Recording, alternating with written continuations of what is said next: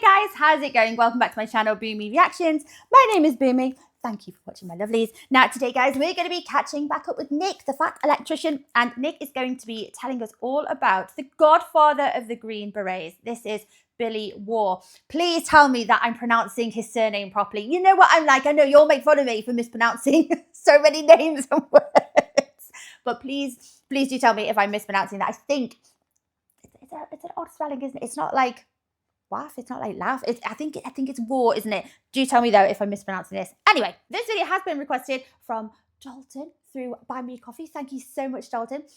So Dalton, you say, hey baby, greetings from Texas. Hello. Love watching your reactions. Can you please do a reaction to the Fat Electrician's video on Billy Waugh? It's long, but it's definitely worth it. Right, okie dokie. This is a little bit of a long one, so stay with me until the end, guys. I'll try not to do too much talking, because you know what I'm like. I can easily turn like a 4-minute video into 20 because I don't stop talking. So I'll try and keep the talking to a minimum because I think it is quite a long video, this one. So, the Godfather of the Green Berets.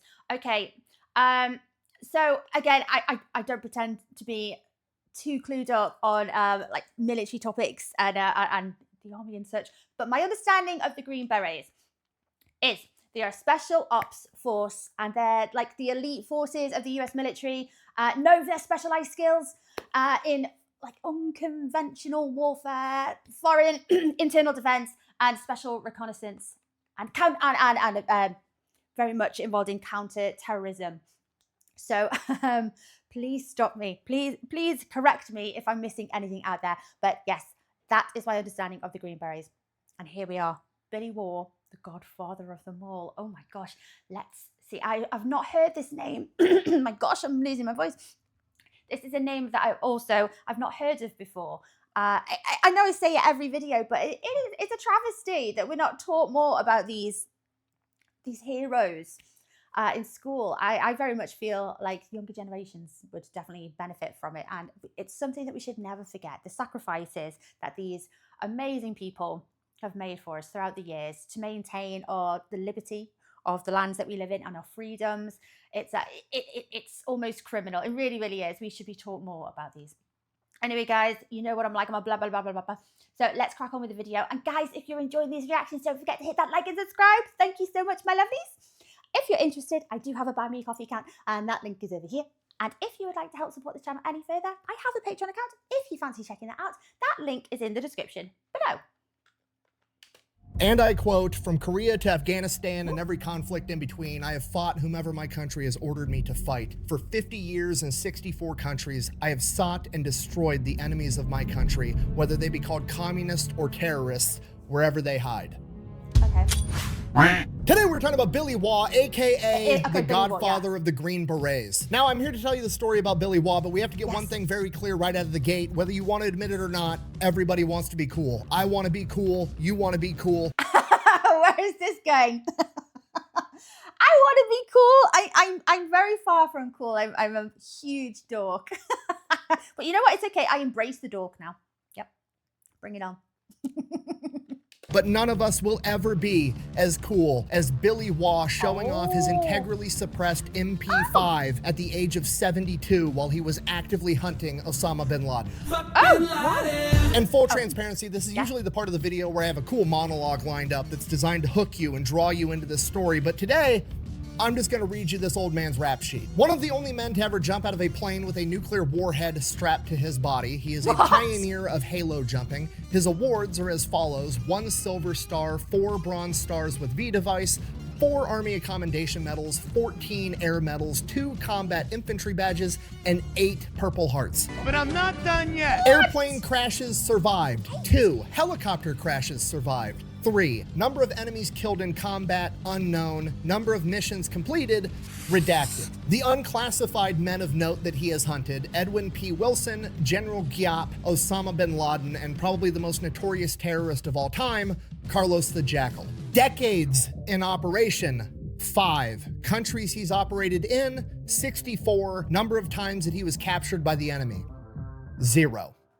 All right, our story begins in Bastrop, Texas on December 1st, 1929, when a beautiful, adorable little baby boy named Billy Waugh is brought into the world. Which should be unsurprising at this point because it feels like every single badass we cover on this channel either has bad eyesight and has to con their way into the military, or they're born in Texas for some reason. Either way, like all the other war heroes from World War II, he was born during or right after the Great Depression, grew up in extreme poverty down in Texas. At the age of 10, Billy's father passes away from liver cirrhosis, and from that point on, he begins working 3 jobs to help his mother put food on the table because Liver cirrhosis.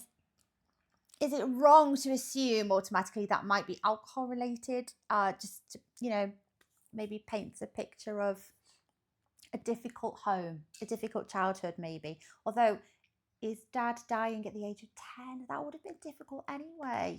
she's only a substitute teacher. He's stocking groceries at the local grocery store, he's a paper boy, and he's running the concession stand at the local movie theater. As I'm sure you can imagine, under these circumstances, he matures very quickly for his age, and on top of that, he's also very intelligent, having straight A's the entire time he's in school. Several years later, when Billy's 12 years old, He's an all-arounder. I mean, there's nothing that he can't do at this point. Seemingly on a random Sunday in December of 1941, while he's working the concession stand at his local movie theater, the sheriff barges in and orders the person running the projector to cut the movie off and turn the lights on. The local sheriff then gets up on stage in front of the movie screen and addresses the entire theater, informing them that America has just been attacked at Pearl Harbor by the Empire of Japan, and he doesn't know what's going to happen next. You gotta remember, this is 1941 and news travels slowly. Nobody really knows what's going on. All they know is that America is under attack, and because of that, his local sheriff plans for the worst. He tells them that at any given moment, men with guns could begin parachuting out of the sky to attack them, or planes could start flying overhead and begin bombing American cities. Because of this, the local sheriff orders everybody to go home, lock your doors, turn the lights off, and cover your windows with sheets to not be an identifiable target for an overhead enemy plane. Hearing this, all the people funnel out of the movie theater. Billy stays for a little bit, closes down the concession stand, helps close down the movie theater,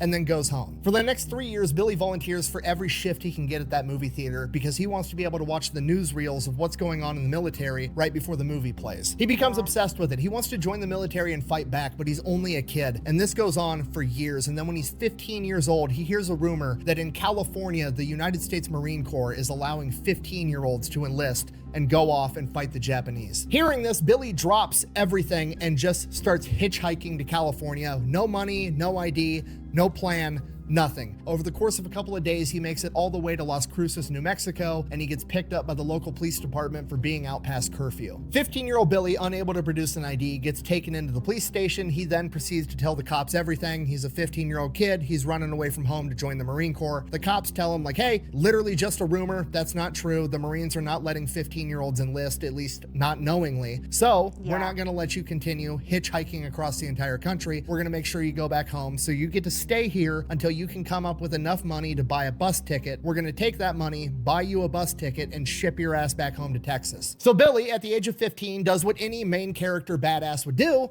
He calls mom, begs mom to send him money. She agrees that she's going to wire money to the police department, but only if he promises her that he is going to finish high school, and he reluctantly agrees, gets the bus ticket, goes back home. So Billy goes right back to doing what he was doing. He's working at the movie theater, and around this point in time, the newsreels start showing a new Army unit that they've come up with, an Army airborne unit where paratroopers are going to jump out of planes into enemy territory and fight the enemy from within, and Billy becomes obsessed. He wants to be a paratrooper more than anything. When Billy's not in school and he's not working, he's reading about being a paratrooper, and he finds out that the most important, most unique part of a paratrooper's kit is the unique jump boots that they use, and he wants a pair more than anything. So he starts slowly saving up nickels and dimes, whatever money he can get, until he can go off and buy his very own pair of paratrooper boots. And this goes on for years. He lives up to his word, fulfilling his promise to his mom. He does graduate high school with a 4.0 and then immediately enlists in the United States Army to become a paratrooper. And he Guys, a quick question. I've wondered this for a long time, actually, with having a completely different education system over here in the UK. What does that mean? He graduated with a 4.0. I've heard it a lot on TV, but help me understand it. What does it translate to? What does it mean? Does exactly that. He becomes a paratrooper, gets attached to the 82nd Airborne Division out of Fort Bragg. No, not that one. Definitely not that one. There you go, that one. Now, by the time Billy gets through training... Did that say a taste of combat? Was it meant to say taste? and is actually out in the army, World War II is over. There's no well. prospects of going to combat on the horizon, and he kind of hates it the entire time. It's basically like work out in the morning, clean your guns, maintenance cars in the motor pool, doing a bunch of stuff that isn't being out in combat. So Billy absolutely hates it. And this goes on for years, and right as Billy's contract's about to be up and he has to decide whether he's going to re-enlist or not, the Korean War kicks off. So Billy re-enlists for another 3 years just at the prospect of potentially getting to go off into combat. And Billy gets just that. He goes over to Korea as a private first class, fights through the entire war, and by the time the Korean War is over, he is a sergeant first class, which is a pretty rapid ascend through the ranks. Reflecting on his time in the Korean War, he said, and I quote, "I didn't like the army at all until I got my first taste of combat in Korea. For the first time in my military life, I felt completely at home." After the Korean War, Billy gets orders that he's going to be stationed in Augsburg, Germany, so he starts making his way there, and as he's making his way there, he boards a train to go into Germany, and on that train, there's a couple of sergeants, and these sergeants have a weird patch that he's never seen before. It's an airborne patch. There's only a couple of airborne units, and it's weird that he's never seen this one before. It's this red shield with a plane and a parachuter jumping out the bottom of it. So he goes up and asks the sergeants, like, "Hey, what unit is this? I've never even heard of you guys." At first, they're kind of being secretive, but over the course of this train ride, Billy keeps prying at him, and eventually they tell him that they're part of a new secret unit that just got formed called the 10th Special Forces. And this is America's first official Special Forces unit that would eventually grow and become what we know today as the Green Berets. And the reason they were called the 10th Special Forces is because they were so secretive that if anybody did ever find out about them, they wanted them to find out about the 10th Special Forces unit, making people think that there must be at least 9 others, when in reality, there was actually only 1. So Billy keeps prying. He's like, "Cool, that's great, but like, what do you guys actually do? Like, what does being Special Forces even mean?" Because the concept wasn't even known at the time. And these guys are like, "Honestly, we don't even know yet. We're just getting highly trained in absolutely everything, and we're supposed to be a force multiplier on the battlefield. We're supposed to be the guys that go on all the top secret, super dangerous missions that nobody talks about." And hearing that, Billy's immediately sold. He has to be a part of this unit, so he starts asking. I think I struggled with my understanding of the Green Berets as well, in the sense that it's a bit vague. What else kind of feel like that as well? Like, it basically just tells you it's a highly specialized unit. So yeah, I was looking for a more detailed answer than there was apparently. So yes. Am I right in thinking it covers an awful wide range of things? That's why it sounds vague. I'm not saying that, you know, your training isn't vague, because obviously the training is very, very specialized and highly skilled. But it covers a wide range of things. Asking questions, and they're like, "Actually, we are looking for people to come and join the organization and be a part of it that have a bunch of combat experience. You're a sergeant first class. You could probably apply and go through the training process and maybe make it onto one of the teams." And he does just that. Billy applies, ends up getting accepted, becomes one of America's first ever Green Berets. And for the next 5 years, we don't really know what Billy was up to. Potentially, it wasn't worth mentioning, or more likely, it hasn't been declassified yet. But what we do know, when asked about it, Billy said, and I quote, "I helped develop new ways to fuck with the enemy to the max from within." Over the course of this 5 years, Billy climbs to the top. He's one. That's the best explanation. Oh my gosh. Okay. One of the best operators that America has. He's literally a leader in a tier 1 unit. If you don't know what that means, there's 3 tiers. Typically speaking, tier 3 is like your normal ground pounding infantry units. This is like your 82nd Airborne, your 101st, your 10th Mountain Division, your conventional warfare guys. Tier 2, which is often confused with tier 3, is your normal Navy SEALs, Army Rangers, Green Berets. And then they have tryouts, and they take the best from tier 2 and put them in a tier 1 unit. So this is the things you've heard of, like Delta Force, CAG, SEAL Team 6. This is the best of the Green Berets and the Navy SEALs. The elite of those. Okay, wow. The unit. These are all tier 1 guys, and Billy is a leader at the tier 1 level. So when Billy does come back into focus or on the record in 1960, this is like the peak of the Cold War. There's all kinds of crazy new ideas going on of like what the future of warfare is going to look like. Everybody's investing in nuclear bombs, trying to figure out new ways to implement nuclear warfare. We've got America with Atomic Annie figuring out how to shoot nukes out of artillery. We've got the British over here developing chicken-powered nuclear landmines. We've got the Davy Crockett, which is where America American soldiers are trained to shoot a small nuclear warhead out the side of a moving Jeep with a recoilless rifle. And while all this crazy shit's going on, somebody inside the US government realizes like, hey, this is all great, but there's a lot of work involved. You know what I mean? I have to get this giant artillery piece in the right place at the right time, or I have to get a Jeep on the ground, or I have to bury a chicken-powered nuclear landmine. What if I just want to create a second spawn point for the sun in secrecy to really surprise the enemy? So the United States, in top secrecy, created green light teams. The idea was basically take the best Green Berets that we have, train them to jump out of a plane, like with a parachute, with an atomic bomb strapped to them. They would then land, sneak behind enemy lines, plant the nuclear bomb wherever it needed to be planted, set it on a multiple hour-long timer, and fucking run. And Billy is selected to be the leader of one of these teams. Okay, just so we're all on the same page, it is now Billy's job to jump out of a plane with a portable star strapped to his cock, sneak behind enemy lines, arm a nuclear warhead, and get out of the blast radius as fast as possible. Okay. Oh my gosh! It kind of, with the exception of, you know, having the star strapped strapped between his legs. It kind of sounds like that's what he always wanted to do, isn't it? He wanted to be a paratrooper. So is he seeing it as kind of living the dream? Sounds so dangerous. I don't think you understand the gravity of what I've just said, okay? Most military personnel aren't trusted with shit, okay? The average infantry grunt is trusted to go into combat with a machine gun and kill the enemy. He's also not trusted to be responsible enough to have a fucking toaster oven in his barracks bedroom. And then you've got Billy over here, who's such a badass that Uncle Sam is like, oh, you want to jump out of a plane with a live nuclear warhead and then carry it behind enemy lines to put it in the right spot, arm it yourself, and then dip? I don't see a problem with that. Okay, this is literally insanity. Luckily, America never elects to use this option actually in combat, so in 1961, Billy gets sent off onto another mission called Operation White Star in Laos. Okay. Now you gotta remember, this is like peak Cold War. America is still very much running on the Truman Doctrine. If you don't know what the Truman Doctrine is, quick, dirty, oversimplified version. Basically, America views communism like it views cancer, and they're committed to do whatever it takes to stop it from spreading. So whenever a country is being threatened by communism, they're gonna send in money, guns, they're gonna send in Green Berets to train people in guerrilla warfare. They're gonna do anything and everything they can within or outside of the realm of the Geneva Convention to make sure that communism doesn't spread any more than it has to. And that's maybe bending a few rules or interpreting them differently.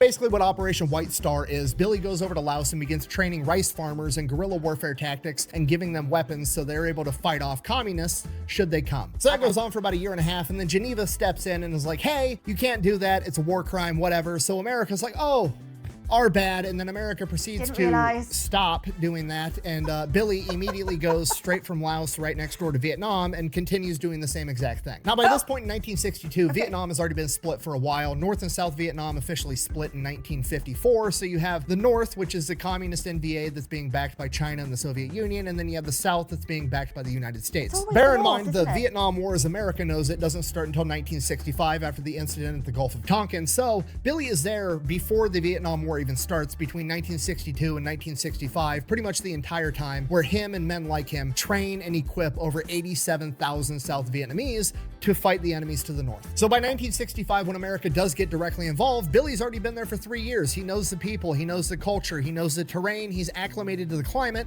and he basically has trained his own army at this point. And he immediately gets to work leading these men into combat, conducting raids. June 17th, 1965, Billy is going to lead a 90-man element to conduct a raid. This element is comprised of himself, 2 other Green Berets, 1 guy from the CIA, and 86 South Vietnamese that he has already trained. So Billy's going into this with 3 other guys that actually know what's going on, and then 86 newbies that, who knows, as soon as the bullets start flying, they might drop their guns and run off. He has no idea. But they're launching an ambush, so that's probably the best possible outcome. Hopefully, they're going to be able to surprise the enemy and kill off everybody before too much happens, boost these guys' morale, give them some combat experience, get confidence, the whole 9 yards. So Billy's leading this huge element through the jungle, advancing towards the objective, moving in dead silence. And as they come up, Billy sees an NVA scout up ahead about 500 meters away from the target. obviously just out there on guard duty, walking through patrol. Dude's not expecting anything. He's got his AK-47 slung around his shoulder. He's smoking a cigarette, hanging out. He's done this 500 times. Nothing's ever happened. He's not suspecting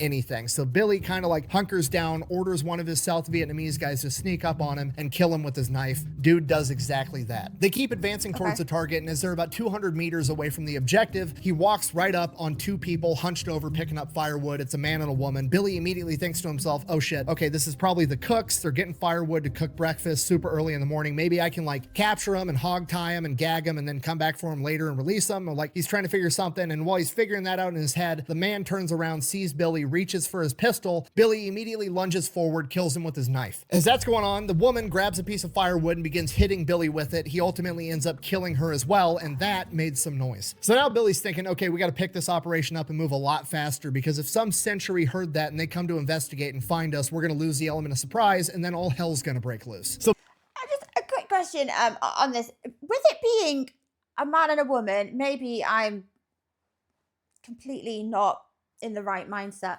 Would you naturally assume that they were civilians instead of cooks? Or was it very usual to have women in the North Vietnamese army? Just a thought. I think my first reaction would be to assume they're civilians, but I mean, they're well-trained civilians if they're not. Billy splits up the element into 4 groups, each one being led by either himself, a Green Beret, or the CIA guy, and they hightail it towards this objective. So they roll up on the objective. It's this enemy camp, and there's these 3 bamboo hooches that are like 40 feet wide. Billy guesstimates how many beds are inside of each hooch, figuring they're working in shifts, 3 guys to a bed, does the quick math in his head. At most, there's 250 guys here. He's got 90 plus the element of surprise. This shouldn't be an issue. So Billy gives the order to attack. They open up with gunfire. They're throwing grenades. They basically level this hooch, and the entire battle is over before it really even starts. Billy guesstimates they killed about 150 NVA soldiers. The rest probably ran off into the jungle. His men are celebrating. They're cheering. You've got celebratory gunfire. They're raiding all the stuff. They're picking up all the Soviet weapons. They're examining everything. And then off in the distance, Billy hears a bugle. At this point, Billy's surrounded by a bunch of noobs. None of these guys know what the bugle call means, but Billy fought in Korea, and he knows that when you hear the bugle, that means the commies are coming. Yeah.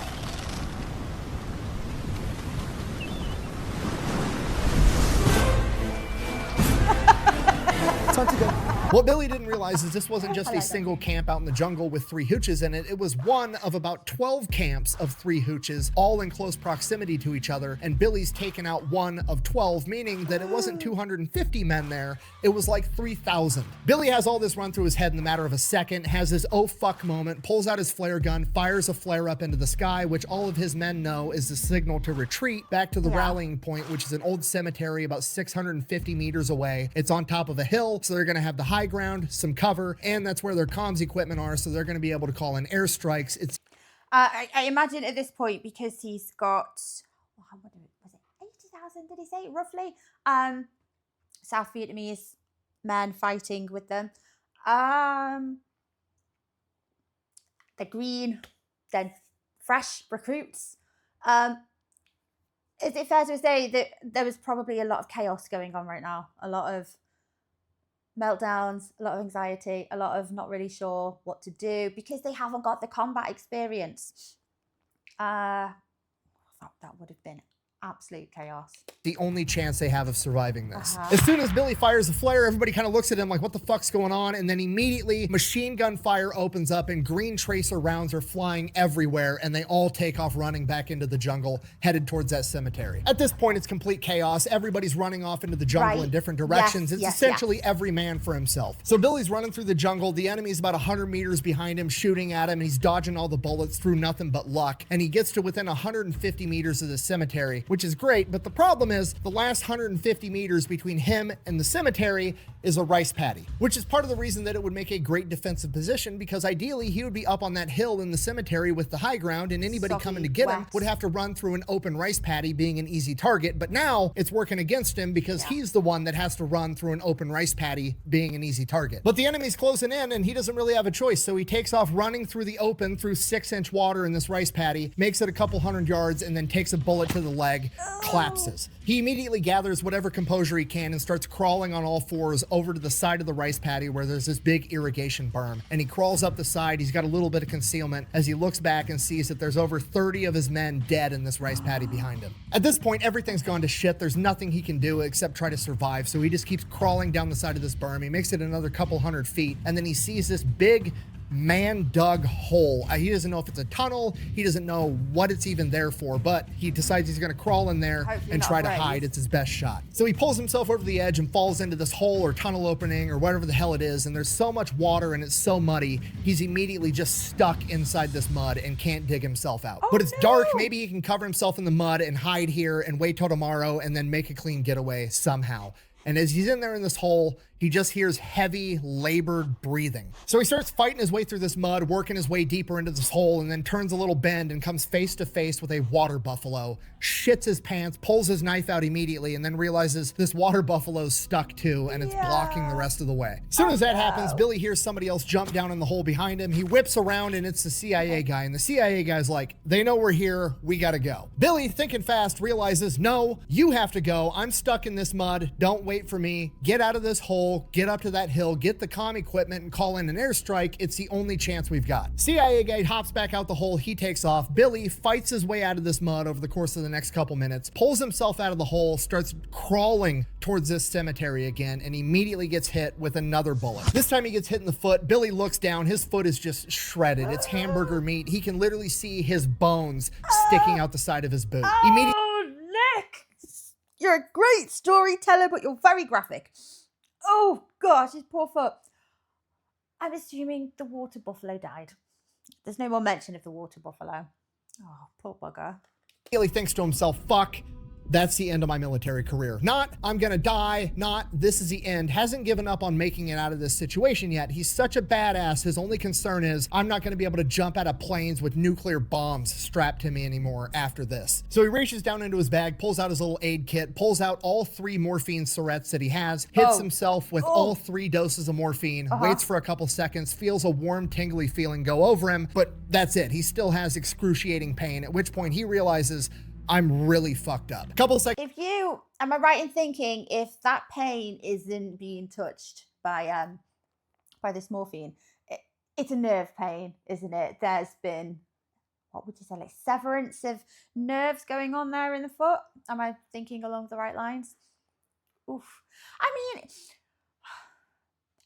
maybe this is because I'm quite ignorant of these conditions or drugs. But I would have assumed after administering those 3 vials of morphine, you'd be pretty next to useless. Like, I mean, I'm knocked out after a heavy codeine tablet. I can't imagine he's... I don't know, though. Like, is that... what happens, guys? Like, in these circumstances, would he just pretty much be quite out of it? Seconds later, a bunch of American planes come screeching by, dropping bombs and napalm on the wood line that the enemy's inside of, at which point Billy's like, okay, I still got a chance, and he keeps crawling towards the cemetery. Billy's crawling for a couple of minutes, and then all of a sudden, everything goes black. Punching through the blackness, Billy can hear a helicopter off in the distance. Billy wakes up, head pounding, still in excruciating pain, feels his head. He's got a big gash and a nice dent in his forehead where a chunk of bone is missing. What the fuck happened? Oh shit, the sun was over there and now it's over there. How much time has passed? He looks at his watch. His watch is gone, and then he's like, oh shit, I was wearing sleeves. Where are my sleeves? He looks down. He is butt-ass naked on the side of this berm, covered in mud that is now baked to his skin. He has no idea what actually happened. His best guess is that he caught a ricochet round to the head, knocked him unconscious, and then the NVA found him, assumed he was dead because how fucked up he was, stripped him of his clothes, stole his Rolex, and left him. So the helicopter lands. They pick Billy up. He finds out that himself and 15 other men were the only ones to survive. The medics start working on him, giving him medication. He passes back out, and for an unknown amount of time, he's just in and out of consciousness. He's in an aid station, then he's in a hospital. He vaguely remembers General Westmoreland visiting him at his bed and giving him his 6th Purple Heart and a Silver Star for Valor. And the next thing he knows, he's back in America in a hospital for the first time in 5 years. So when he really...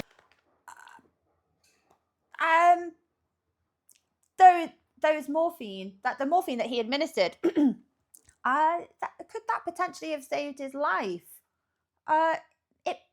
It could have helped. Was maybe that contributed to his blackout? Maybe. Do you think? Not relevant at this point. Okay. He comes around, he's at Walter Reed Medical Center. He figures out everything that happened to him. And while he was in the rice paddy and down in the mud and getting baked in the sun, leeches had made their way into a lot of his wounds. And he had deep infections inside of his leg. And they were talking about amputating his entire leg. Whoa, no touchy. No touchy. Is it a little bit naive to assume that leeches have like a code of honor and they're actually quite polite and they'll stay, if they have to attach themselves to you, they'll stay on the skin, you know, and not crawl, slug, swim into open wounds and flesh? That, now I've said it out loud, that sounds ridiculous. But, oh, thank you for that, Nick. That turned my stomach a little bit there. No touch. He absolutely doesn't want to lose his leg for obvious reasons, on top of the fact that he still has an aspiration of being able to remain in the military and continue being an operator. So he's begging the doctors, don't amputate it, just keep giving me penicillin. And this goes on for like 3 months and the infection still won't heal. By this point, he's up, he's moving around, he's all together, but he still just has this nasty infection in his leg, at which point he asks the doctor, like, hey, just give me the antibiotics, let me go home on leave for a couple of days, I'll heal up there, leave the cast on, do whatever. So the doctor's like, okay, they give him penicillin, they slap a new cast on, they send him on his way for leave. Rather than going back home to Texas, Billy finds the nearest flight that he can and makes his way back to Saigon. So Billy gets to Vietnam, meets up with some of his Green Beret buddies. They're drinking at a bar. They're telling him that they're part of this new unit that they just started called the Studies and Observation Group, aka SOG. Billy gets filled in on the scope of what this new MACV SOG unit's supposed to be doing. Basically, they're going into Laos, Cambodia, North Vietnam, and they're conducting guerrilla warfare against the Viet Cong and the NVA. These are all areas where the American military is not supposed to be, so they will not be in uniform. If anything goes wrong or sideways, nobody's coming to rescue them. It is extremely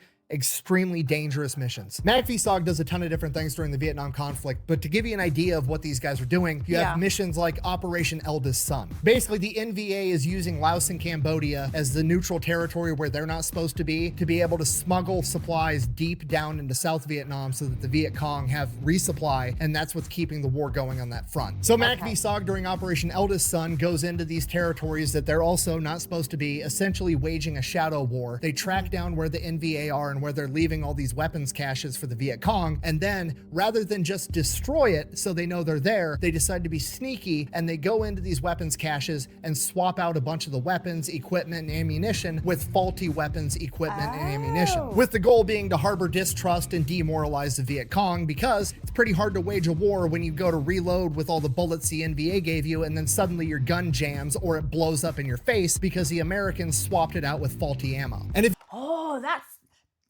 that's intelligent. That's the end game. That's playing the long game, isn't it? Okay. It's quite innovative. Obviously, again, I'm very ignorant of these kind of military tactics, but, you know, to a layperson, that sounds like, who comes up with these plans? That's quite thinking outside the box, isn't it? Who like brilliant minds who come up with these strategies. If you want to see what that looks like, my friends Adam and Bryce over at the Ballistic High Speed channel actually did an entire video on Operation Eldest Son where they actually tested this faulty ammunition to see what it would look like in super slow-mo. I'll throw up a clip here now, but they have a full video over on their channel. After hearing this, Billy said, and I quote, "I hadn't felt this sure of anything since I joined the Special Forces in Germany in 1953. Wounds or no wounds, infection or no infection, limp or no limp, I simply had to be in this unit. There was no doubt about it." So Billy goes back to America, goes back to Walter Reed, ends up defeating that infection over the course of the next couple of months, saves his leg, and then puts in a request for transfer to this new MACV SOG unit. They absolutely don't want to put him in this unit. At this point, Billy's 38 years old, almost lost his leg. He's still walking with a limp, but according to him, he lied, conned, and connived his way into that unit and ends up becoming the SOG airborne coordinator because he does have a ton of experience and he would still be a useful asset, maybe if not in the field, still in the mental game. Billy takes that that job because he knows it's going to get him one step closer to getting back to combat. Over the course of the next 8 months as airborne coordinator, he oversees 5 MACV-SOG teams that conduct 48 cross-border top-secret missions.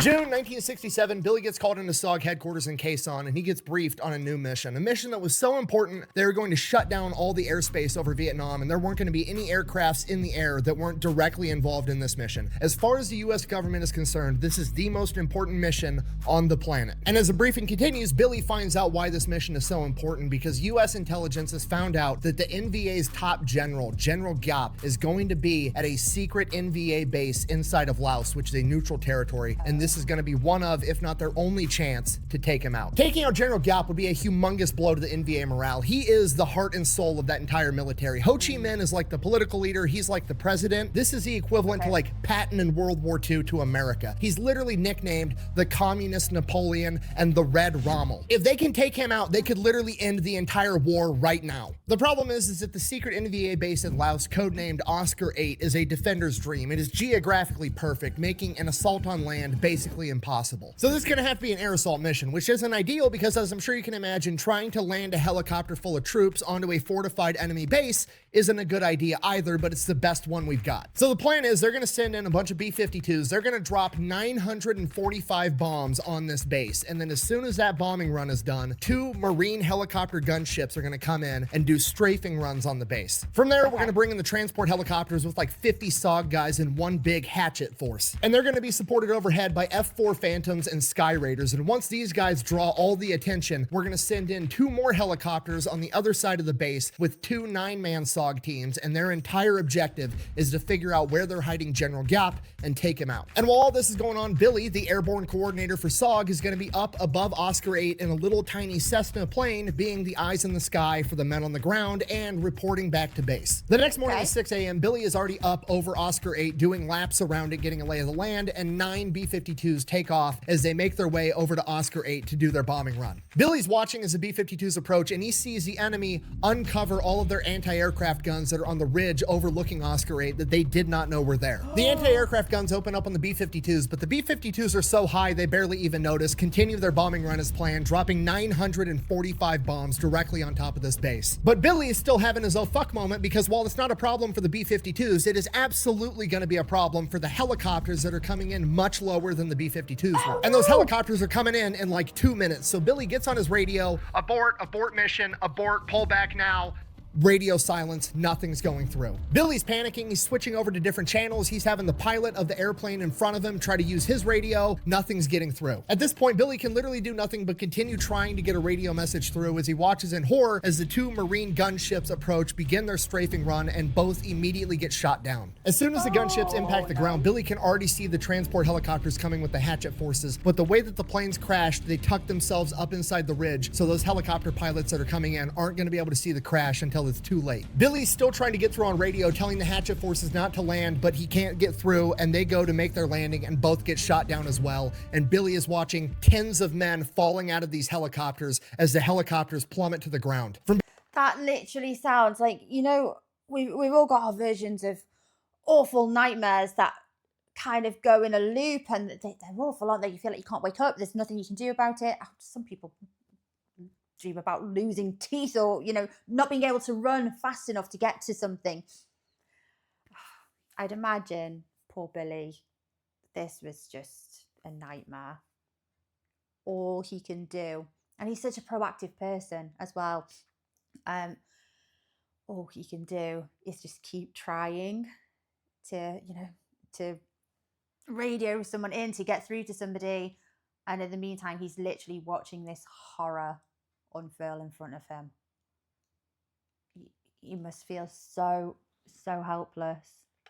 Billy's perspective, everything's moving in slow motion and fast forward all at the same time. He's watching men crawling out of burning helicopters as the 2 F-4 Phantoms come screeching by, traveling at Mach 2 and attempt to hit these anti-aircraft guns. One of them gets shot down as well. As the SOG hatchet forces continue exiting the helicopter, going into bomb craters, picking up defensive positions because they're completely surrounded by hundreds of NVA soldiers. Then the Sky Raiders show up and one of them is shot down as well, and then the hatchet forces are actually able to communicate with Billy via radio. They They tell Billy they've got 25 men alive, but they're completely surrounded as the pilot tells Billy, we're almost out of fuel. We have to turn back now or we're not going to make it. Billy tells the hatchet forces on the ground to hunker down. He's going to be back. As they make their way back to the airstrip, he finally reestablishes communication with headquarters and they don't know anything. Billy immediately fills in the chain of command. There's 2 downed gunships, 2 downed transport helicopters, a downed F4, and a downed Sky Raider. He then gives them a description of where that ridge is with all the anti-aircraft guns, and they immediately send over planes to begin bombing that area. In addition to that, they also basically make a circle of bombs and napalm strikes around the surviving hatchet members and just continue doing bombing run and napalm run after bombing run and napalm run, creating a wall of death protecting them. Billy makes his way back. An absolute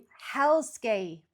Oh to the airstrip. The plane lands. He jumps out, runs, finds the best helicopter pilot they have, a guy by the name of Mustachio. They jump in a helicopter and take off, headed back to Oscar 8. Billy guides Mustachio to the different downed helicopters as that ridge line with the anti-aircraft guns is still getting absolutely bombarded, taking the plane down, picking up all the surviving members from these helicopter crews and bringing them back to the airstrip. By the time they make it back to the airstrip, the Cessna's been refueled and ready to go. Billy hops out of the helicopter, hops into the Cessna. They take off back to Oscar 8 again. The only surviving members on the ground are the members of the hatchet forces that are being pinned down by hundreds of NVA soldiers, but at least the anti-aircraft guns have been completely obliterated. By this point, Billy's overhead, but the sun's already going down and they're not going to be able to get helicopters on the ground in the dark with hundreds of enemy soldiers surrounding them. So the hatchet members are just going to have to fight all through the night as they call in C-130 Spectre gunships to give fire support. The Spectre gunships, the bombing runs and the napalm runs continue to protect these guys all through the night while Billy is constantly flying overhead in his Cessna, observing everything. At first light the next day, they bring in 4 transport helicopters, landing them in the bomb craters next to the bomb crater that they're inside of, picking up the surviving hatchet force members. They get back to the airfield, they do a head count, and there's still 24 men that are missing in action. For the next 4 days, Billy and the rescue crews canvass the entire area looking for any sign of these men so that they could go down and rescue them, and for days they don't see anything. And on the 4th day as they're flying over, Billy spots a bright red rescue panel. They pivot, shift the plane to fly closer, and it's actually sitting on top of a SOG member's chest. As they get closer, the SOG member raises his arm, giving the thumbs up,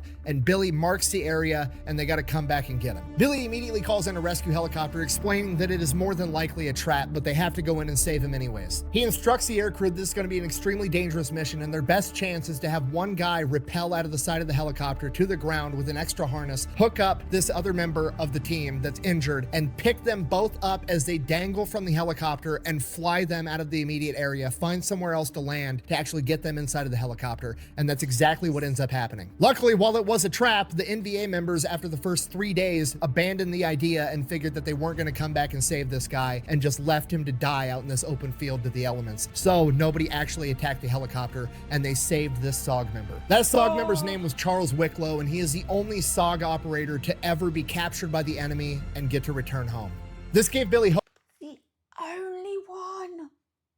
Hope that there might still be more men out there, and he continued to canvass that area for 5 more days, finding nothing, not even a trace. February 2nd, 1970, Billy has fully recovered from his injuries. He's no longer walking with a limp, and he is ready to get back into the action at the age of 41 years old. Billy is told that he needs to report to his CO's office with all of his gear and alone. Billy is ecstatic because he knows that this means he's about to get orders to go do some gangster shit. The commanding officer then briefs Billy that inside Cambodia, there is a Cambodian military outpost that was heavily used by the NVA, and that's who was supplying them with absolutely everything, and in return, they were allowing the NVA to use it kind of as a way station. Intel says that the NVA hasn't been there in months. They basically abandoned the Cambodians there and they have not received any supplies. A lot of them are starving and suffering from malaria and other diseases. So the chain of command wants Billy to lead a team to go in and see if he can potentially switch this Cambodian outpost from an NVA ally to an American ally. At which point Billy is like, just to be clear, you want me to go in deeper into enemy territory than anybody has ever been to, last we knew, enemies, and who knows, maybe they're gonna shoot me on sight, maybe I'll be welcomed, and see if they're willing to come over and play on our team. And he's like, yeah, that's pretty much it. At which point Billy is like, dope, I'm in, let's do this. So Billy... By the way, you know, when you phrase it like that, yeah, it sounds very, very, very dangerous. Billy's just like, cool, okay. He goes, he grabs 2 more SOG guys, he grabs a commo specialist, a demolition man, and then he grabs an interpreter, and they take off in a helicopter into Cambodia. So they go in, they land the helicopter, Billy hops out, trying to make himself appear as though he's coming in peace, which he is. Yes, They're definitely not yes. shooting at him yet, so that's a good sign right off the bat. People kind of start to gather around the helicopter, and then as the people start to gather around, the man in charge shows up, a elderly man that's known as Colonel Savut. He has very, very yellow jaundice eyes, a gunshot wound, and a big nasty scar on his head that's long since healed. Billy and him begin communicating through the interpreter, and the colonel basically tells him, like, yeah, I don't fucking like the NVA guys. They treated all my people like shit. They kind of just took all the supplies that they wanted, not caring how many supplies they left us. We've been starving and riddled with disease forever. And Billy is like, I can help with literally all of that. Goes over to the helicopter, opens up a case of just piss warm Budweiser, hands the colonel one. He's pumped, pops the top, chugs the entire thing, and begins handing out Budweisers to all of his other officers. You can't make that up, can you? That's did that really happen? It seems like a scene from a film. Why would you not love Billy and his men at this point? Breaking your beer. Beer. Cheers. So I brought you beer. Now at this point, the colonel asked Billy, okay, cool. If we work with you, how are you going to protect us? Because right now the NVA is leaving us alone to basically starve and die of disease. But if they find out that we're working with you, they're going to come slaughter all of us. Billy thought way ahead and he knew this question would pop up. He already has F4 Phantoms up in the air doing hot laps around their immediate area. So he goes over to the colonel and is like, I'll tell you what, point to anything off in the distance that you don't like. The colonel then points over to this small cluster of trees off in the distance that are kind of standing out on their own. Billy looks over at the commo guy and is like, send it. And within 60 seconds, the F4 Phantoms screech by, dropping bombs right on top of the trees. Oh All the gosh. Cambodian men start cheering and the colonel's like, we're in. Billy immediately tells the helicopter crew they can return to where they came from, radios in and tells them to just start sending in well all of the supplies. Yeah. American helicopters start showing up just one after another, bringing food, guns, medicine, medics, concertina wire, everything they need to fortify this position, feed the people, and start treating malaria. The Cambodians are blown away by how much shit the Americans are bringing in and how fast it's coming in. They're basically gonna have their own Burger King in the next 48 hours. It's American diplomacy done to perfection. You show up with guns, booze, and ham sandwiches and start handing them out. It doesn't matter who it is. When you gift them with the American trifecta of diplomacy, they're always like, you know what? This motherfucker's all right. The next day, Billy begins working and training these Cambodian soldiers, getting them ready to go up toe-to-toe with the NVA. And these guys, while they're not great soldiers yet, they're super enthusiastic because they've got food, they've got medicine, and they don't like the NVA because they treated them like shit to begin with. Within days, Billy's taking the Cambodians out and doing recon patrols, capturing and spying on NVA soldiers. Over this time, Billy and Colonel Savut end up becoming pretty good friends, and he ends up eventually getting to the point while they're drinking one night, like, okay, what the fuck happened to your forehead? Why do you got like a chunk of your skull missing? And he proceeds to tell Billy the story of how him and one of his best friends got in an argument over who was a better shot with a pistol. So naturally, they decided to have a competition to see who was in fact a better shot, and the way they decided to go about it was they were going to put a beer bottle on their head and let their friend shoot the beer bottle off the top of their head. No. Oh, this is nuts. I know where this is going. Obviously. Colonel Savut apparently went first and shot the beer bottle clean off his buddy's head, and then his buddy went second to see if he was just as good of a shot and proceeded to shoot Colonel Savut directly in the head. At which point Billy's blown away and he's like, man, I bet you're not friends with that guy anymore. And he's like, no, we're literally best friends to this day. Sorry. Let's go over there. He's my buddy. It's a different world. I thought you were a deer. At which point Billy's like, all right, okay. I'm gonna go keep conducting raids now. Bye-bye. So SOG and the Cambodians continued to harass the NVA, and then on March 1st, one of the SOG operatives that was leading a team of Cambodians actually gets injured in combat. Cambodians get this guy back to the base, and Billy has to get this guy out to a real hospital as soon as possible. So he hops on the radio and he sends out a transmission just trying to pick up any nearby friendly aircraft. Luckily enough, an American plane responds. He's like, hey, what's up? Billy's like, I've got a medevac going on right now. Can you help out with that? He's like, yeah, I'm just on a milk run. I'm delivering supplies, but I have standing orders that I can help with any medevac, period. Where are you? Now remember, Billy is inside of Cambodia. Americans are not supposed to be inside of Cambodia at this point. This is all top secret shit. So Billy, not wanting to say I'm in Cambodia over the open radio waves, is like, I'm I'm 32 kilometers directly west of Duck Ho, and Duck Ho is like right on the Vietnam-Cambodian border. And the pilot's like, dope, I'm on my way. Apparently not realizing that that would put him well into Cambodia. So now the plane's on the way. Billy has all the Cambodians clearing a bunch of shit out of the way to make a makeshift runway for a plane. All the other stuff they've had come in so far has been on helicopters. Nobody's supposed to be landing planes here. But he's got a guy to save, and we've got to fucking figure it out. So they clear everything out. They get as big of a runway as they possibly can. This plane shows up, does a hot lap around it, scoping out the landing field, and the pilot messages back down like, how sturdy is that ground? This is a really short runway. And Billy's like, oh, it's sturdy. It's I checked it. So the pilot circles back around, lands the plane. The ground was not sturdy. He ends up sinking the tires, and the plane is now stuck in mud. The pilot gets out all pissed off, like, I thought you told me the ground was sturdy, and where the fuck even are we? At which point Billy's like, welcome to the Bakev International Airport. And the pilot's like, Bakev's in Cambodia. And Billy's like, You're not meant to and be this here. dude just immediately starts shitting his pants. Like, he's not supposed to be in Cambodia. He's thinking like he is now part of an international incident because he just downed a plane and it is now stuck in the mud in a country he's not even supposed to be in. Did you know? Yes. Worth mentioning, the plane that he landed was a C-123 Provider. It's a fucking cargo plane, okay? This is not a small aircraft. But Billy's basically like, okay, chill, just what do you need to get this plane up off the ground? And the pilot's like, well, first, we're gonna have to undig it out of the mud. We're gonna have to pull it back to that tree line to give me as much runway as possible, and that's still not gonna be enough runway to clear the other tree line on the other end of it. At which point... Okay, so the ground being sturdy, that became a much more relevant question. Did Billy realize the size of the aircraft when he told a little fib about how sturdy the ground was? The pilot's like, I'm gonna need J-tow bottles to get this plane off the ground before I have to hit those trees. If you don't know, J-tow bottles are jet takeoff bottles. They're literally jets that you can strap to the side of a plane to get it more speed right out of the gate, to generate more lift, to get the plane off the ground on a shorter runway. And the pilot is shitting his pants because obviously you're not gonna be able to get J-tow bottles inside of Cambodia, but Billy isn't worried about it at all, hops on the radio. He's Billy Waugh. They're gonna give him whatever the fuck he wants, no questions asked. The J-tow bottles show up, and then they strap that to the plane. The plane takes off, gets in the air, crisis averted. The dude's getting sent to the hospital. Hooray. Once the plane gets up in the air, Billy Waugh radios to the pilot one last time, like, hey, thanks for the help. At which point the pilot replies, Sergeant Major, don't ever fucking call me again. And he leaves. Shortly after this, Billy I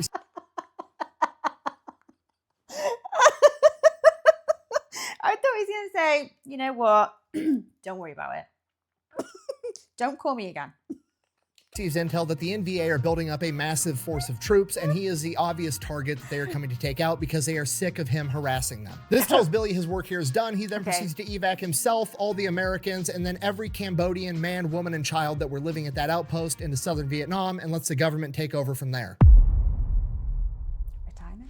All right, 1971. At this point during the Vietnam War, helicopter losses are becoming insurmountable. They're losing so many men and so many helicopters in helicopter crashes. Helicopters are getting shot down. They need to figure out a different way to get soldiers onto the battlefield in the right location, deep in enemy territory, that doesn't rely on helicopters. And Billy Waugh is one of the main dudes helping to pioneer this new strategy. And this eventually evolves into what we know today as halo jumping, high altitude, low opening. And what that means is it's different than normal airborne operations, right? When you see a normal airborne operation, you see that when the soldier jumps out of the plane, he then has a rope that's connected to his parachute, and once that rope reaches its end, it automatically pulls the parachute open for him, and then he drifts to the ground. Halo jumping is exactly what it sounds like. The plane is going to be much higher at a higher altitude, high altitude, low opening, and then you're going to free fall without a static line. You're going to keep track of your own altitude, and then you're going to pull your parachute at the last possible minute to get it open and keep you from splattering all over the ground. And this is still the technique that's used by special forces to this day to get somebody deep into enemy territory unnoticed. And not only does Billy helped pioneer this technique, he is the first man to ever halo jump into combat on November 28th, 1970, when he jumped into Laos. From there, Billy is in theater conducting multiple halo jump operations until SOG is eventually disbanded on May 1st, 1972. SOG ends up getting disbanded because obviously back home, the Vietnam War as a whole is very unpopular. Dealing with that unpopularity back home, a lot of the people in the conventional side of the military like to blame all the special forces guys for always getting them into deep shit. So it led to a lot of hostility on special forces in general.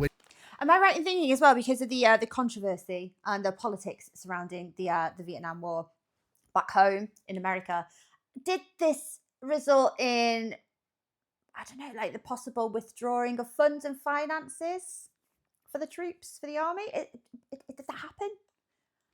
Which is the catalyst that led to SAW getting disbanded. By December of 1972, America launches Operation Linebacker 2, which is a massive bombing campaign on the North Vietnamese, and they continue to bomb them pretty much all day and all night for about 11 days straight, dropping 20 tons of bombs on the enemy. In order to get that to stop, the NVA agreed to come to the negotiating table, and by January of 1973, the Paris Peace Accords have been signed, officially bringing an end to the Vietnam War. The Paris Peace Accords essentially said that both sides of the war would stop military activity in neutral territories like Laos and Cambodia, even though neither of them were actually there, allegedly. What are you talking about? Of course. Of course. After America leaves, the North and South Vietnamese will come to a peaceful agreement amongst themselves. It didn't really work out that way, but that was how it was supposed to happen. Billy is super pissed off. He wants to keep fighting and win this war, but that's just not in the cards, and he's so pissed off that he basically tells his chain of command, okay, I'm 43 years old. I'm just gonna retire. The chain of command reluctantly agrees, and because he's Billy Waugh, he's a tier 1 operator, dude is a living legend at this point. They ask him, is there anything special you want to do for your retirement? And he thinks about it for a second. He's like, yeah, I want to halo jump into the parade field at Fort Bragg with some of my best friends, and then after we land, I want to dump our parachutes, take the rest of the day off, and get fucking hammered right there on that spot. And that's exactly what he does. And with that, Billy Waugh's legendary military career officially comes to an end. And that, ladies and gentlemen, is the beginning of the story. Oh!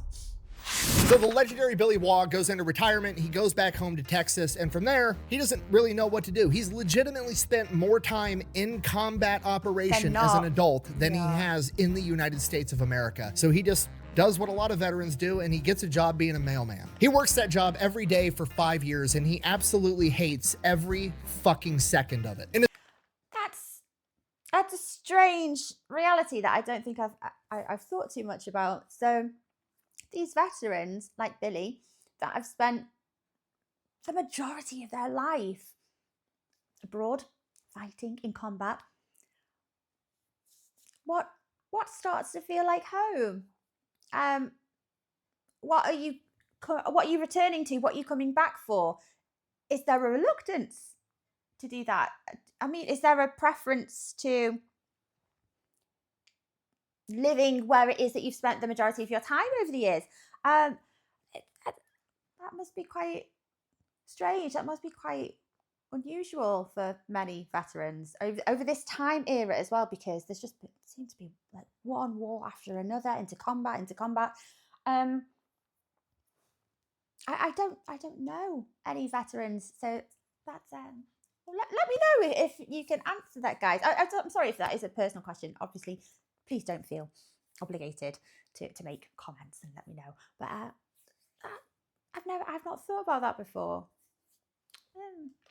his own words, Billy Waugh said, and I quote, "Let's face it, for a person like me, post office work was worse than death. I do not ever recall feeling fear, not up till that moment in my life. Not in combat before, not anywhere since. But there in that post office, I feared my life was over, that I would wind up some old man drinking at the end of a bar." Stop trying to scare us.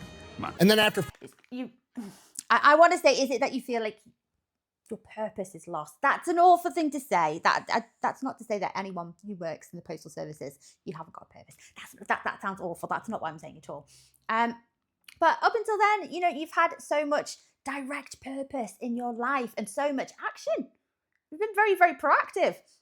There's more of a active routine going on, and then in comparison, when you come back to a quieter life, does it seem, I don't know. I can imagine there's like there'll be an inner turmoil going on there. There's like a inner conflict. You know, like I can't explain what I mean. I'm not doing a very good job. I'm not very articulate today. You know what I mean. 5 long years, one day at home, his phone rings on just some random day of the week. And on the other end of the line is a voice that he recognizes from his military career, but he's not exactly sure where. And that voice asks him, "Are you ready to get back in action?" And 48-year-old Billy Waugh immediately says, "Yes." The voice on the other end of the line then tells Billy, okay, I'll have a down payment wired into your bank account. I need you to report in 48 hours to this specific hotel at 3 p.m. that exact time. Pack enough clothes for a year. You're going overseas for at least 6 months, but potentially much longer. Next morning, Billy goes to the post office, immediately quits his job, heads over to the bank, checks his bank account. He has twice his annual salary deposited into his account. At the same time, there's 3 other guys there checking in at the exact same time. He gets to talking to them. They're there for the same exact thing. There's a communications guy, there's a handheld weapons instructor, there's a medic, and then there's Billy, an expert in literally everything else. At this point, Billy's thinking this is some CIA operation. Awesome, I'm in. They wait for the 5th guy to show up. The 5th guy shows up, and he is the lawyer of the client that they are now working for. The lawyer then informs them they are all going to be going to Libya, where they're going to be training men and consulting for Muammar Gaddafi. At this I thought he was literally just going to say, and this gentleman is the lawyer of the group. Wasn't expecting that, but okay. point, alarm bells are going off in Billy's head. This is definitely not a CIA operation. The CIA is against Gaddafi at this point. He's sponsoring terrorism all over the world. America is not trying to help this guy out. Who the fuck are these people? Why do they want Billy to go help this guy? This is not a state-funded operation. So Billy starts asking questions. He's assured by the lawyer that everything is above board. They're not doing anything illegal. Billy asks who the client is, and the client is Edwin P. Wilson, a former CIA operative. This guy was later put on trial for illegally running guns to Libya and other hostile governments to America. During those trials, multiple key witnesses that were testifying against him mysteriously wound up dead. One guy died in a bar fight. Another guy died in a boating accident when his boat mysteriously exploded. So Billy, not buying that this was all above board, makes some calls to his contacts at the CIA, and the CIA is like, yeah, we don't have any operations going on in Libya right now. What the fuck are you talking about? Then Billy gets a return call from some voice he doesn't recognize, some guy he doesn't know, that asks him to meet up at a restaurant in Arlington, and Billy agrees. He goes there. The guy identifies himself as working for the CIA, shows his badge, shows all his credentials. Billy's satisfied that this guy does in fact work for the CIA. Okay. Pat, the CIA guy, then explains the whole situation, that this is not a CIA-funded operation, but the CIA would like Billy to work for them. The CIA is keeping an eye not only on Gaddafi, but on Edwin P. Wilson as well, and they want Billy to go in and be their eyes and ears on the ground. Like he also gives Billy a camera and tells him to take pictures of any sensitive military equipment that he comes across going to all the bases in Libya. Billy then goes and does that for 2 years, constantly reporting back intel and pictures to the CIA, giving them information that would eventually lead up to Edwin P. Wilson getting convicted.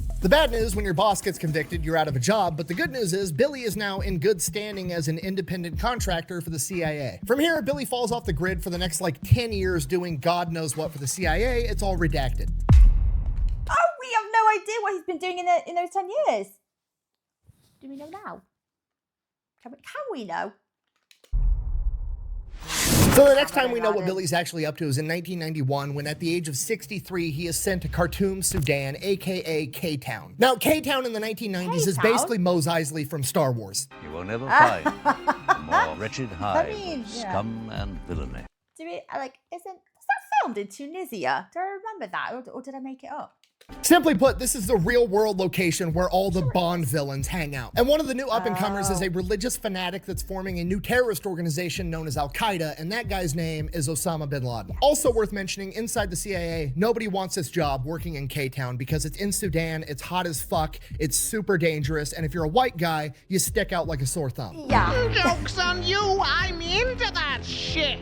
On top of that, because nobody else wants this job, that means Billy's gonna be hard to replace, meaning he basically is gonna be able to do whatever the fuck he wants, how he wants to do it, and nobody's gonna get too mad at him because they don't want to have to fire and find somebody else to do this job. Which comes into play right away because the CIA wants to know what Billy's plan is, and Billy's just like, what do you mean? I'm just gonna go in there and I'm gonna keep an eye on the guy. But the CIA is like, but how? How are you gonna keep an eye on the guy? And Billy's like, I'm gonna do all the obvious shit. Whenever he leaves in a car, I'm gonna follow him in my car. I'm gonna take pictures of him all the time. I'll find another building that overlooks his building and keep tabs on him. And then every morning and evening, I'm gonna get in athletic wear and I'm gonna jog around his compound and around the general area so everybody just sees me as that old man that's running for his health. And the office nerds at the CIA are like, yeah, but but you're an elderly white man, you'll stick out like a sore thumb. And he goes, yeah, that's kind of the point. That a lot of people in the Sudan see Americans as doing stupid shit. And to them, jogging is stupid shit. Okay, it's Sudan. This is Africa in the 1990s, okay? The notion that Americans eat so much food so often that they then have to go outside and run around for no reason other than to not be fat is so unfathomably dumb to these people. It makes perfect sense, and nobody will bat an eye when they see a white elderly man jogging around. But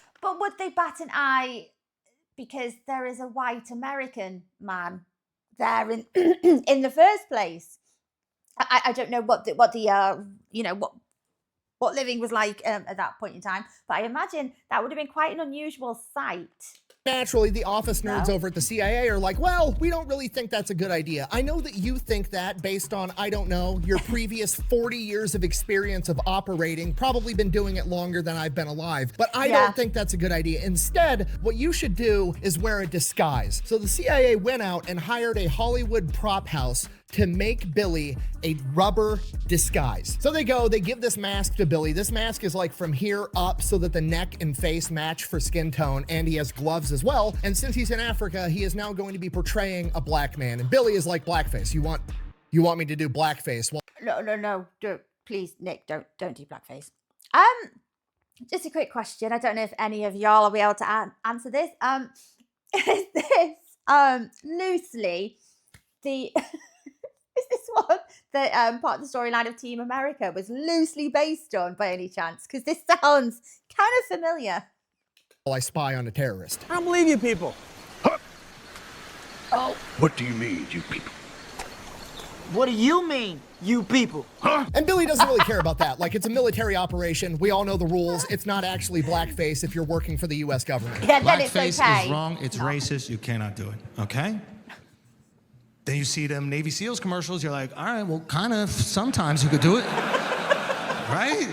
The whole Navy SEALs commercial is like, look how cool blackface is on a helicopter. The real problem is the mask is absolutely ridiculous. When you put a mask over your head, obviously your head is now disproportionately large. The lips don't actually move. And Billy said a combination between the mask just being disproportionately large for his head and the over-exaggerated features of the mask, the lips of the mask were so large that when he drove his car, he had to turn his head down so that he could actually see where the fuck he was going. So he's driving around town like this all day. And the worst part, it's Sudan. It's 120 degrees there and nobody has air conditioning, and he's wearing a rubber helmet and rubber gloves 24/7. It fucking sucks. He's sweating his ass off the entire time, and he's a 63-year-old man. But you know what? Fuck it. If that's what the CIA wants, that's what the CIA is gonna get. Billy does just that.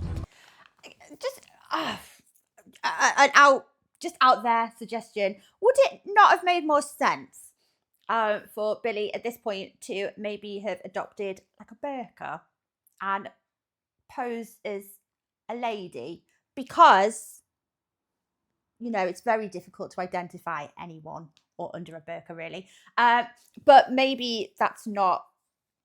Is that what the ladies of Sudan wear? Is that normal attire? Maybe it's not.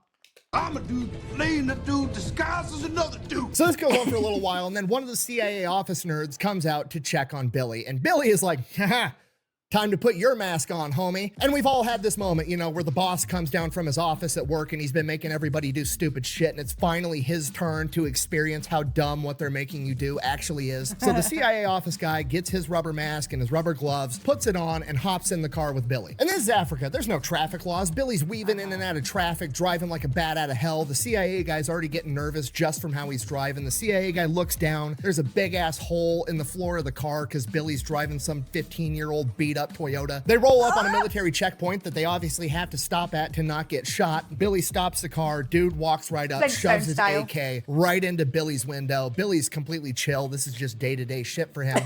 CIA office guy shitting his pants. And when you get within, like, I don't know, 6 feet of somebody wearing one of these masks, it's very obvious to everybody that you are in fact wearing a mask. So they're about to get caught. But Billy just like bribes the guy with money and cigarettes, per usual, daily thing for him. They let him pass right through. But the CIA guy is like having a panic attack while he's inside of this rubber mask in 120-degree weather, thinking he's gonna get killed in Sudan.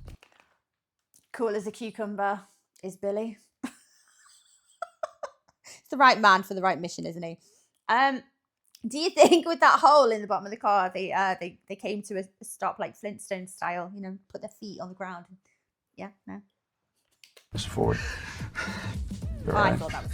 I had no idea. All that combined with Billy continuing to drive like a bat out of hell, he ends up getting his CIA handler to puke inside of this rubber mask, and it's just like, can't take it off, man. We don't want to blow our cover, right? So he just lets this dude bake inside this rubber mask with his own vomit in 120-degree desert heat. So Billy continues, shows him everything he needs to see. No. This dude's just having the worst time of his life, takes him back, drops him off. And yeah, Billy didn't have to wear the mask after that anymore. So now Billy gets to do this job the way he actually wants to do it. And he proceeds to just be a stone cold gangster about it the entire time, right? He's a 63-year-old man that's been operating for 40 years. He doesn't give a fuck about anything. He's jogging around bin Laden's compound every single morning. He says he gets within like 10 feet of them on multiple occasions, almost weekly at this point. He's tailing their cars wherever they go. Bin Laden's got like 10 bodyguards with him at all times. At one point, Billy's tailing bin Laden's Mercedes in his car, and as he's following, one of the guards in the back seat turns around and notices Billy is right behind him and lifts up his AK and points it at him. Billy doesn't even flinch, is just sitting there at this stoplight or stop sign, grabs a fake air grenade and just motions, pulling the pin with his teeth and throwing it at him, like literally just telling the dude, go ahead, shoot me, fucking see what happens. Anything happens to us, your home, your family, gone. And guess what Osama bin Laden's bodyguard does? Not a damn thing. Reflecting on this exact moment later in life, Billy said, and I quote, "My attitude with these guys was always very simple. Fuck them. My guns are just as good as theirs." This might be the most badass old man to exist It's all bravado, and he's called them on it. He's called their bluff.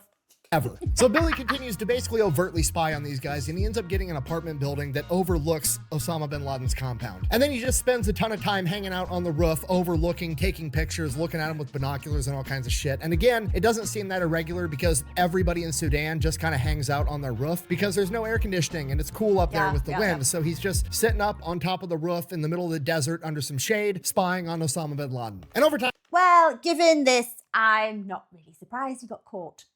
Sounds a bit silly, doesn't it? and he starts to realize just how insanely devoted all of these guys' followers are. This guy's not just a leader, he is a spiritual leader. These people believe that if they do what he's saying, they're going to get to go to heaven, and he recognizes that that is extremely dangerous. Now remember, this is 1991, and at this point, Osama bin Laden is not what he eventually turns into yet, but Billy sees all the potential and, more importantly, all the intent there, so he comes to the conclusion, we should just kill this guy and be done with it. So Billy ends up writing a mission proposal. He knows absolutely everything about Osama bin Laden at this point. He knows when he wakes up, he knows when he goes to bed, he knows when he eats breakfast, he knows when he prays, he knows when he's getting into his car, and he knows where he's running his errands inside of that car. He knows absolutely everything about this guy's daily routine. So could have written his biography, couldn't he?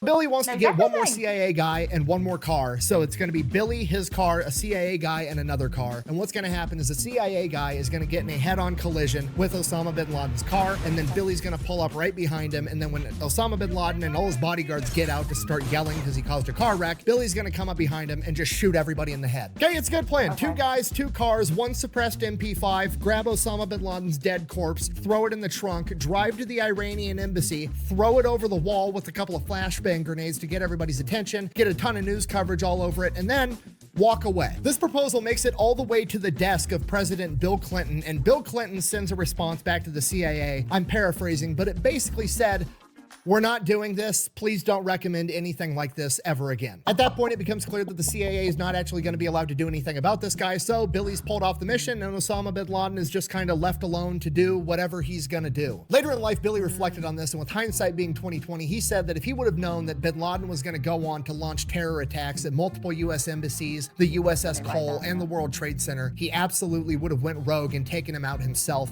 He had every opportunity in the world at the time. Isn't that the saddest look back ever? Yeah. I'm not surprised. He said he would have taken the opportunity, and he had many opportunities to assassinate bin Laden here. That's an awful reality to have to live with, isn't it? Not that Billy is any way to blame for not doing it. He was, he's obviously been told you can't do that. But I imagine Billy probably lived with a bit of regret obviously for events that were to unfurl in the future. All right, 1993, Billy gets called in for a top secret gamma level mission. I didn't know what gamma level mission meant. No. Apparently it just means like super duper top secret. International intelligence organizations have picked up a phone call that Carlos the Jackal wants a new bodyguard and is being sent one. Now, if you don't know, in 1993, Carlos the Jackal is the most notorious terrorist of all time. He's conducted pretty much every flavor of terrorism that there is, from bombings to shootings, assassinations, hostage situations, all of them, and he's done it all over the world. So pretty much every first world country wants to get a hold of this guy. Okay. The problem is that he's been off the grid for like a decade, and a lot of people actually believe that he's dead. So in order to take down Carlos the Jackal, they're gonna have to go in and prove that he's actually even alive. And in order to do that, they're gonna have to get up close and personal with a camera to get a clear picture. So in order to do that, they call up the best of the best, 65-year-old Billy Waugh. So they bring Billy in, they brief him, they tell him when and where the security guard is supposed to show up, and surprise, surprise, it's Billy's favorite place, Khartoum, Sudan. So Billy gets into Khartoum, Sudan. He's leading a 4-man surveillance team, and they are tasked with hunting down Carlos the Jackal. They show up at the airport that the bodyguard is flying into, pretending to be businessmen having lunch, and then as they identify the bodyguard, they start following him. He goes out into the parking lot, gets in a white Toyota, they're tailing the guy, they tail him for like 45 minutes, and then suddenly he just does a U-turn. So they do a U-turn and they follow him, and then he goes for a little bit longer, does another U-turn, at which point they know that he knows that they're following him, and they can't keep following him because this guy's just going to do U-turns all day long. So they break contact and go back to the US Embassy. So now the only lead that they have is that they're looking for this white Toyota. So they're constantly all just driving around the city for weeks trying to find this white Toyota again. And then one day they find the car right outside this clinic. They presume because Carlos the Jackal is getting up there in age and he has a lot of health issues that he's inside the clinic getting treatment for something. Now the problem is right outside this clinic is this open air market where people are just selling shit, food, vegetables, whatever. So there's a bunch of people walking by all over the place. And you have to remember, this is 1993. They don't have the super nice cameras that we had today. They don't have little tiny cameras with all this awesome auto focusing that's going to be able to get a clear picture. It's going to take a skilled photographer, which Billy is, to be able to get this picture, but they're going to have to get Carlos the Jackal to stand still in this marketplace without people in the way. Now Billy sees the Jackal and his bodyguards starting to walk out of this clinic, and if he can't get them to stop and stand still for a minute with a clear shot with his camera, he's not going to be able to get a picture to prove the guy's alive to get the green light to capture him. So he needs to figure out how to get Carlos the Jackal to stand still for a minute without drawing any attention to himself so that he doesn't realize that he's being hunted and run off. So Billy's thinking fast. Okay, got to get Carlos the Jackal to stand still. How do I get somebody to stand still? I get him to look at something. Okay, middle-aged guy, alcohol, womanizer. What's he want to look at? Tits. Don't have any tits. Okay, next best idea. A fight. I got to start a fight. He looks over to his partner, Greg. Instigate a fight right now. You hit that director in the face. Punch him. Really hard. Sorry, man.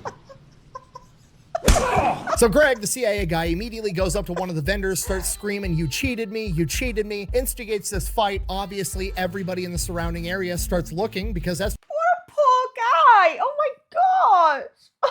That poor vendor. Just what you do when a fight breaks out, including Carlos the Jackal, and this gets him to stand still long enough for Billy to get a ton of up-close, personal, clear pictures of Carlos the Jackal. After Billy gives Greg the signal that he has the pictures that he needs, Greg apologizes, pulls out money, hands it to the vendor. No big deal, everything's fine. They then tail Carlos the Jackal all the way back to the shitty apartment building that he's held up in. But they can't do anything yet. They have to verify that it's him, but at least now they know where he's at. So they go back to the embassy. Billy develops the pictures, has them sent over to CIA headquarters. CIA says, yeah, that's absolutely him, gives Billy the green light to go get him. So Billy goes to the apartment complex, finds a manager, comes up with some bullshit story that he's working for the US government as like a surveyor for urban development, blah, blah, blah, blah, blah, whatever. The manager immediately knows he's full of shit and basically, you know, cut to the chase. How much money are you going to bribe me? I want like $700 a month US is what he says, which doesn't seem like a lot of money to us for what we're asking. However, in Sudan, the annual income is about $300 a year. So to him, this is a shit ton of money. $1 million.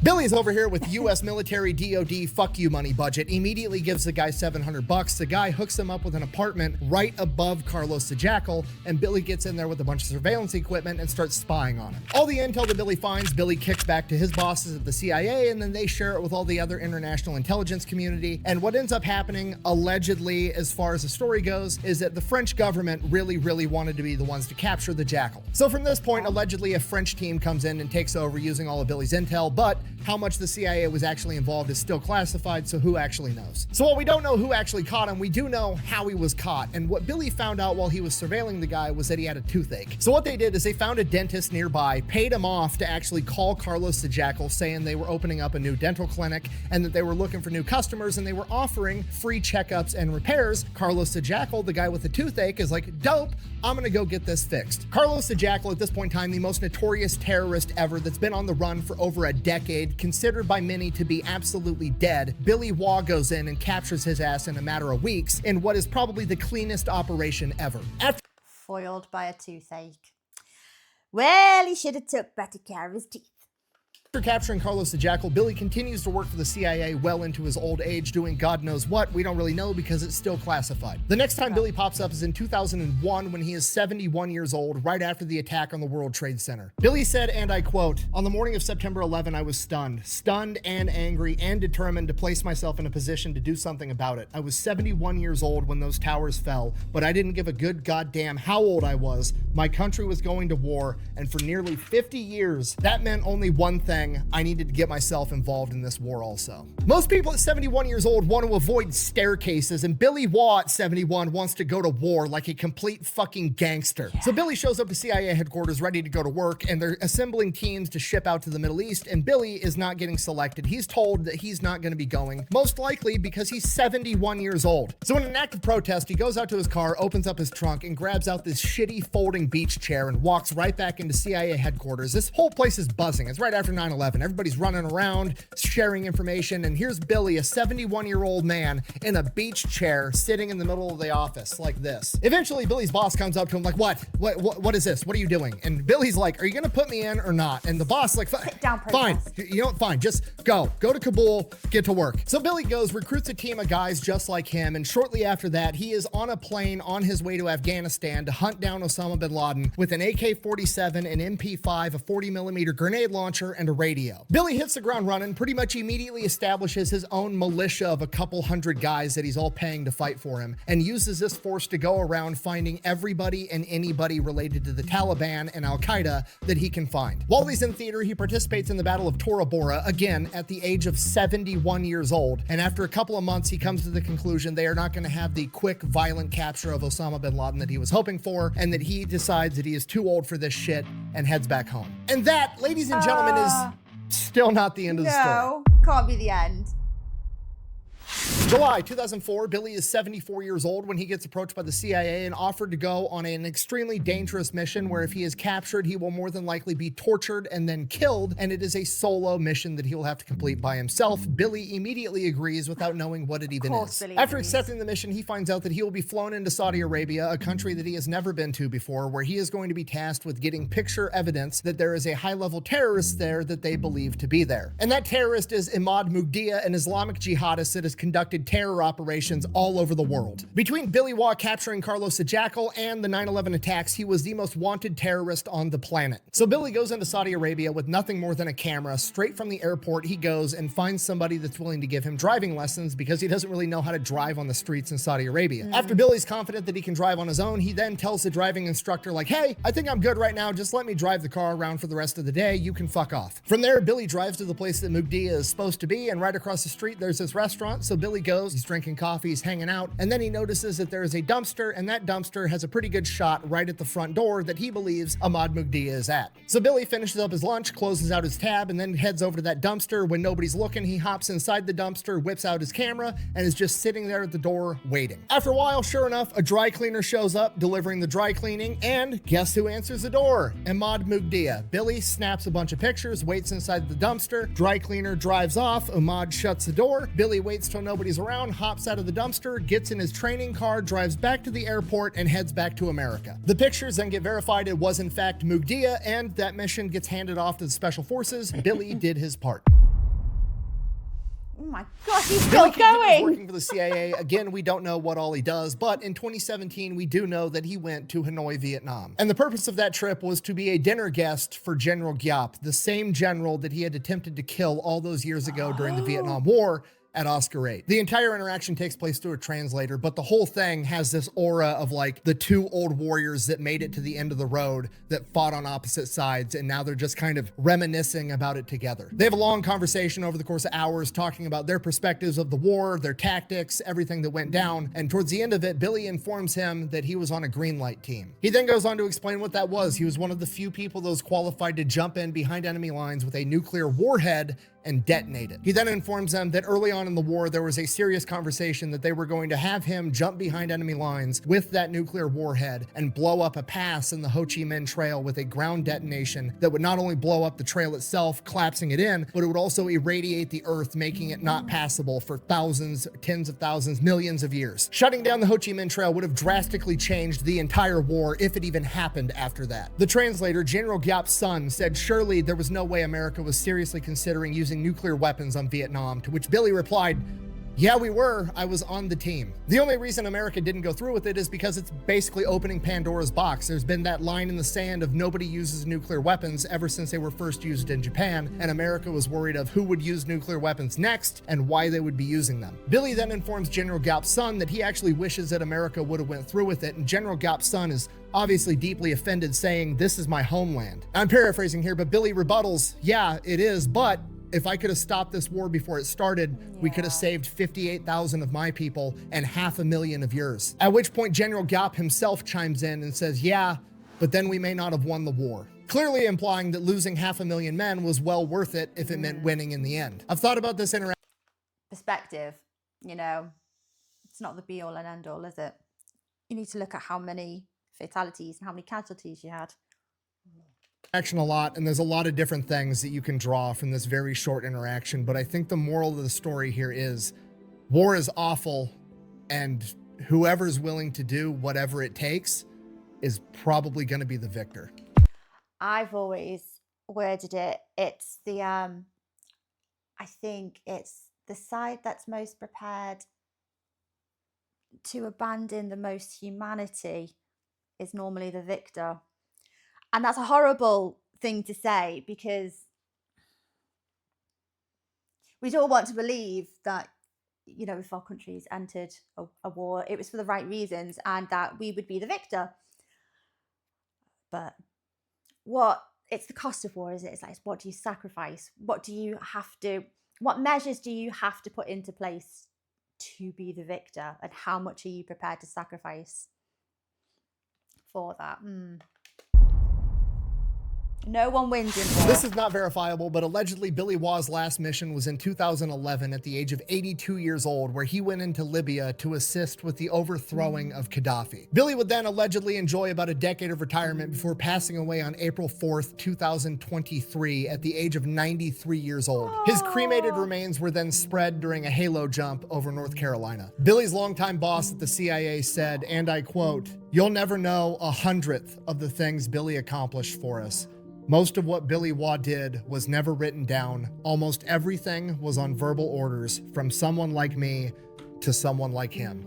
And that is 1/100th of the story of Billy Waugh, the Godfather of the Green Berets. Thank you for watching. Best way to support the channel is go buy some merch over at thefatelectrician.com. Quack bang out.